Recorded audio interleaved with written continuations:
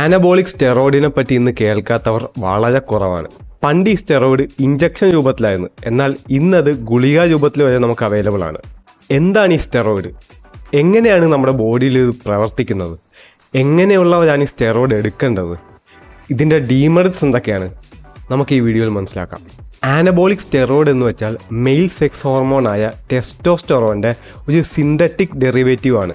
എന്ന് വെച്ചാൽ ഇത് പ്രകൃതിദത്തമായിട്ടുള്ളതല്ല, ഇത് കെമിക്കൽസ് വെച്ചാണ് നിർമ്മിച്ചത്. ഇന്ന് ഇത് നമ്മുടെ ബോഡിയിലേക്ക് ഇഞ്ചക്ഷൻ വഴി കൊടുക്കാം, അതുപോലെ തന്നെ ടാബ്ലറ്റ് രൂപത്തിൽ നമുക്ക് കഴിക്കാം.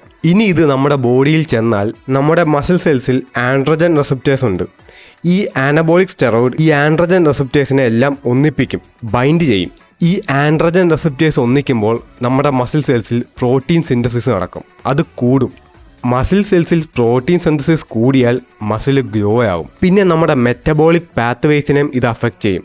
അത് കാരണം നമ്മുടെ എനർജി പ്രൊഡക്ഷൻ കൂടും.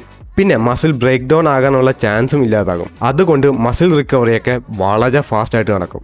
ഇനി ഇതെടുത്താൽ നമ്മുടെ ശരീരത്തിലുണ്ടാകുന്ന ദോഷങ്ങളെപ്പറ്റി പറഞ്ഞാൽ ഇതിനെപ്പറ്റി റിസർച്ച് ഒന്നും നടന്നിട്ടില്ല. സ്റ്റെറോയിഡ് യൂസ് ചെയ്യുന്നത് കൊണ്ട് ഒരു ഇൻഡിവിജ്വലിന് എന്തൊക്കെ സംഭവിക്കുമെന്ന് പ്രോപ്പറായിട്ട് നമുക്ക് പറയാൻ സാധിക്കില്ല. കാരണം ഒരു ബോഡിയെ വെച്ച് ഇത് പരീക്ഷിക്കാൻ ഗവൺമെൻറ് ഒരു ഡിപ്പാർട്ട്മെൻറ്റിനും അനുവാദം കൊടുത്തിട്ടില്ല. അതിൽ നിന്ന് നമുക്ക് മനസ്സിലാക്കാം ഇത് നമ്മുടെ ശരീരത്തിൽ ഇഞ്ചക്ട് ചെയ്താൽ എന്തൊക്കെ പണി നമുക്ക് കിട്ടുമെന്ന്. മെയിനായിട്ട് നമുക്ക് ഹാർട്ട് അറ്റാക്ക് വരാനുള്ള സാധ്യത കൂടും. നമ്മുടെ ബോഡിയിലെ ബാഡ് കൊളസ്ട്രോളിൻ്റെ അളവ് കൂടും. അതുകൊണ്ടാണ് ഹാർട്ട് അറ്റാക്ക് വരാനുള്ള ചാൻസ് കൂടുന്നത്. പിന്നെ ഹൈ ബ്ലഡ് പ്രഷറും ഉണ്ടാകും. പിന്നെ ലിവർ ഡാമേജ് ആവാനുള്ള ചാൻസും കൂടുതലാണ്. ഈ ലിവർ ഡാമേജും ഹാർട്ട് അറ്റാക്കും കാരണമാണ് കുറേ സ്റ്റെറോയിഡ് യൂസേഴ്സ് മരിച്ചിട്ടുള്ളത്. പിന്നെ ഇത് ഇഞ്ചക്ട് ചെയ്യുന്നതിലൂടെ നമ്മുടെ ബോഡിയിലെ നാച്ചുറൽ ടെസ്റ്റോസ്റ്റെറോനെ ഇത് അഫക്റ്റ് ചെയ്യും. ഇത് ചെല്ലുമ്പോൾ നമ്മുടെ നാച്ചുറൽ ടെസ്റ്റോസ്റ്റെറോൻ്റെ പ്രൊഡക്ഷൻ നിൽക്കും. അത് കാരണം നമ്മുടെ ടെസ്റ്റിക്കൽസും ചെറുതാകും. പിന്നെ നമ്മുടെ സ്പേം കൗണ്ടും കുറയും. ഇതെല്ലാം കാരണം നമുക്ക് ഇറക്ടൈൽ ഡിസ്ഫങ്ഷൻ ഉണ്ടാകാൻ ചാൻസ് ഉണ്ട്. ഈ ഇറക്ടൈൽ ഡിസ്ഫങ്ഷൻ ഉണ്ടായാൽ കുറേ പേർക്ക് ഡിപ്രഷൻ വരും. ഈ ഡിപ്രഷൻ കാരണം കുറേ പേര് സൂസൈഡ് ചെയ്യും. പിന്നെ ഈ ഓവറായിട്ടുള്ള ടെസ്റ്റോസ്റ്റെറോൺ കാരണം എക്സസ് ആയിട്ട് വരുന്ന ടെസ്റ്റോസ്റ്റെറോനെ ബോഡി കൺവേർട്ട് ചെയ്ത് ഈസ്ട്രജൻ ആക്കും. ഈസ്ട്രജൻ ആക്കിയാൽ അത് കാരണം നമുക്ക് മാൻ ബോബ്സ് ഇല്ലെങ്കിൽ ഗൈനക്കോമാസ്റ്റി ഉണ്ടാവാൻ ചാൻസ് ഉണ്ട്.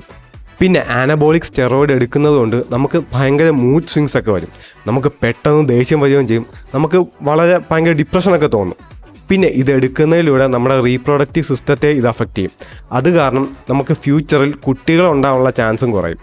പിന്നെ നമ്മുടെ ബാക്കിലും സ്കിന്നിലുമെല്ലാം ഈ റെഡ് കളറിലെ ആക്നി ഉണ്ടാകും. ഈ ആക്നി ചിലപ്പോൾ പെർമനൻ്റ് ആയിരിക്കും.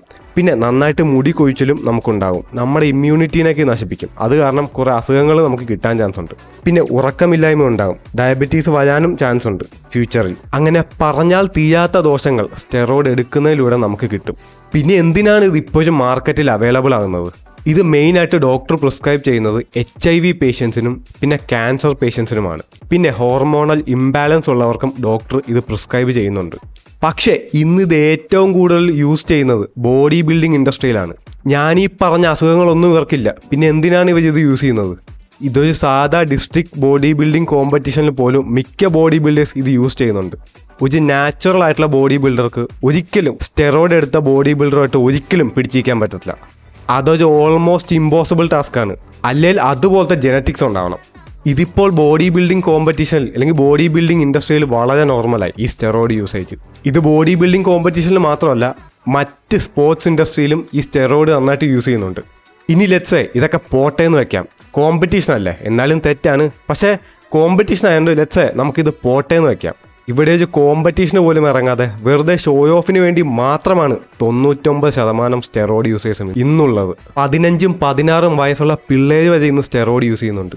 എത്ര പേരാണ് ഇത് ഉപയോഗിച്ച് മരണപ്പെടുന്നത്? ഒരു ഫേമസ് ഫിറ്റ്നസ് ഇൻഫ്ലുവൻസർ മരിക്കുമ്പോൾ മാത്രം സ്റ്റെറോയിഡിനെ കുറ്റം പറയും. അത് കഴിഞ്ഞാൽ അത് മറക്കും. എന്നാൽ ഡേ ടു ഡേ ബേസിൽ എന്തോരം പേരാണ് സ്റ്റെറോയിഡ് കാരണം മരിക്കുന്നത്? ഇതൊന്നും ആരും അറിയുന്നില്ല. ഇത് ഓരോ ഇൻഡിവിജ്വലിൻ്റെയും ബോഡിയിൽ അഫക്റ്റ് ചെയ്യുന്നത് ഡിഫറൻ്റ് ആയിട്ടാണ്. പിന്നെ ഈ ഒന്നും സംഭവിക്കാത്ത ആളുകൾക്കും ഇത് അടിച്ചാൽ ഫ്യൂച്ചറിൽ എന്തെങ്കിലും ഒരു ഹെൽത്ത് ഇഷ്യൂസ് ഉണ്ടാകും, അത് ഷുവറാണ്. അപ്പോൾ എല്ലാവരും പറയും അർണോൾഡും മറ്റ് ഫേമസ് ബോഡി ബിൽഡേഴ്സും ഫിലിം സ്റ്റാർസും എല്ലാം ഇത് അടിച്ചിട്ട് പുല്ല് പോലെ ജീവിക്കുന്നെന്ന്. നമ്മൾ മനസ്സിലാക്കേണ്ടതെന്ന് വെച്ചാൽ അവർക്ക് അതിനുള്ള ഫൈനാൻഷ്യൽ ബാക്കപ്പ് ഉണ്ട്. പിന്നെ അവർക്ക് വേണ്ടിയിട്ട് തന്നെയുള്ള പ്രൈവറ്റ് ഡോക്ടേഴ്സും ഉണ്ട്. അവർക്ക് വേണ്ടിയിട്ട് തന്നെയുള്ള ഹെൽത്ത് കെയർ സിസ്റ്റവും ഉണ്ട്. ഇതൊന്നും ഇല്ലാതെയാണ് ഇവിടെയുള്ളവർ സ്റ്റെറോയിഡിൻ്റെ പുറകെ പോകുന്നത്. നിങ്ങൾക്ക് നല്ലൊരു ഹെൽത്തും നല്ലൊരു ഫിറ്റ്നസ്സും ആണെങ്കിൽ വേണ്ടത് നന്നായിട്ട് വർക്കൗട്ട് ചെയ്യുക, നന്നായിട്ട് ഉറങ്ങുക. നന്നായിട്ട് വെള്ളം കുടിക്കുക, നല്ല ഡയറ്റ് സെറ്റ് ചെയ്യുക, ഈ ലോങ് ടൈമിൽ കൊണ്ടുപോവുക, അത്രേ ഉള്ളൂ. ഒരിക്കലും സ്റ്റെറോയിഡിൻ്റെ പുറകെ പോകരുത്.